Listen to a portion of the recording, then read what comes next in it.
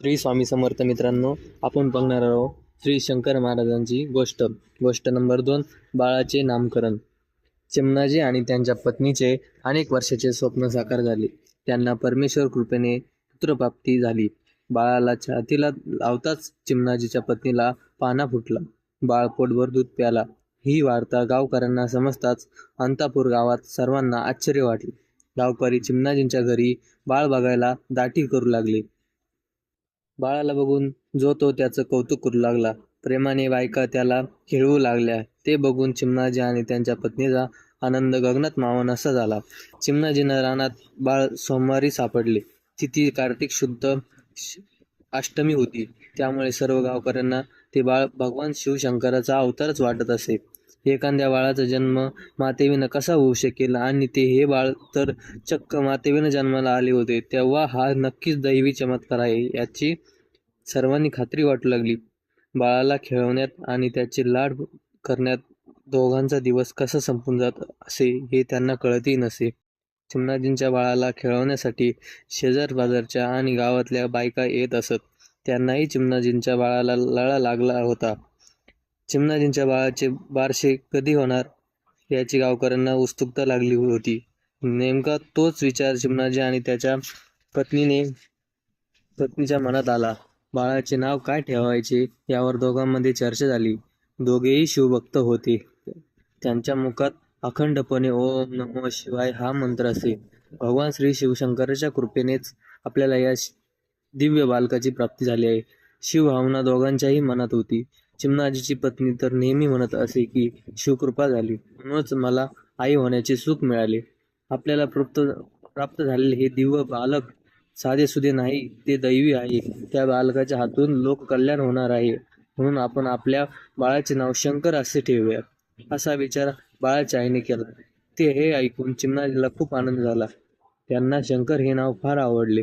दोघांना बाळाची प्राप्ती ही सोमवारीच झाली होती, म्हणून बाळाचे नाव शंकर ठेवणे हेच उचित ठरेल असे त्यांना वाटले. चिमणाजींच्या गावातील मित्रांना आणि इतर गावकऱ्यांना देखील शंकर हे नाव फारच आवडले. त्यांनीही शंकर नावाचा संमती दिली. सर्वांचे विचार ऐकून चिमणाजी यांना फार आनंद झाला. ते उत्साहाने घरी परतले. लवकरच बारशाची तिथी काढण्यात आली.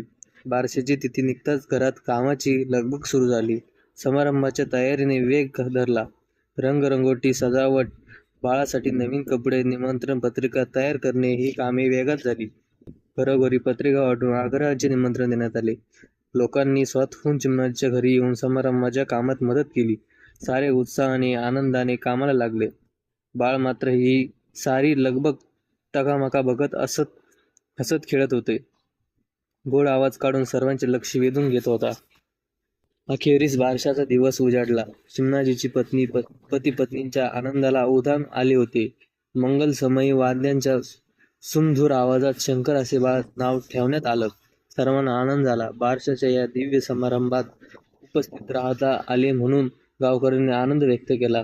त्या दिवसानंतर शंकरला सांभाळण्यात, त्याचे लाड करण्यात, शिव आराधना करण्यात दोघांचा वेळ आनंदाने जाऊ लागला.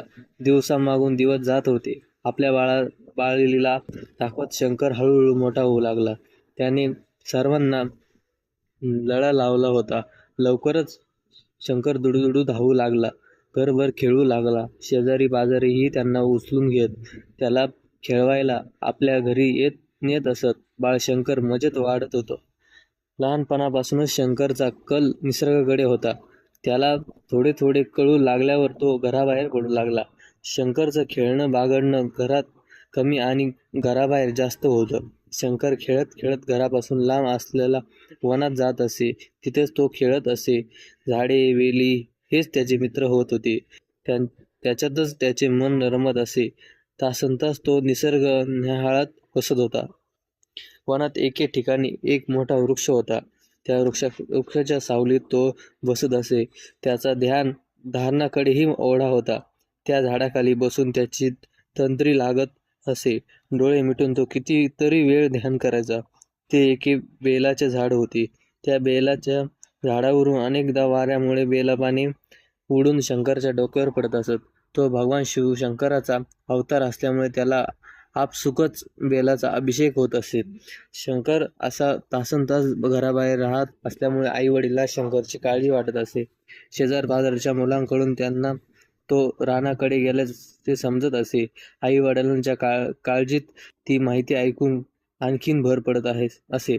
त्याचे कारण असे होते की शंकरची शरीर रचना जरा वेगळी होती. शंकराचा चेहरा ओबडधोबड होता.